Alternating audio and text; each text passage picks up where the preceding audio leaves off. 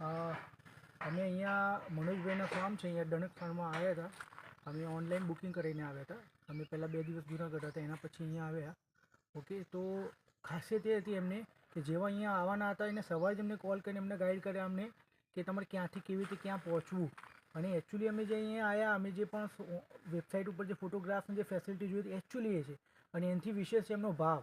એમના એ તો ઓનર છે, એમના ફાધરનો, એમના મધરનો જે ભાવ છે ને, જે જમાડવાનો, જે રાખવાનો માણસાઈનો જે ભાવ છે ને, એ કોઈ જગ્યાએ કમ્પેર થયો નથી. અને અમે અહીંયા જેટલા પણ ટૂર્સ રોકાયા હતા 1 નાઇટ હોલ્ડ માટે, અમે એટલી મજા કરી છે. અને જે છે, જે ફોટોમાં છે એ જ વસ્તુ બધી અહીંયા એકચ્યુઅલમાં છે. તો બધા તમે આવો અહીંયા, એન્જોય કરો, જબરજસ્ત છે. અને મેઇન એમની આગતા સ્વાગતા જે છે, મહેમાનને રાખવાની જે રીત છે ને, એ આવી બીજે ક્યાંય જોવા નહીં મળે. અને એમ જે કીધું છે ને બધું અહીંયા છે, અવેલેબલ છે, તમે જોશો તો. બરાબર, તો બહુ સરસ જગ્યા છે. એક વખત ફેમિલી જોડે અહીંયા મેન્ડેટરી આવવું જોઈએ એવું મારું પર્સનલ સજેશન છે.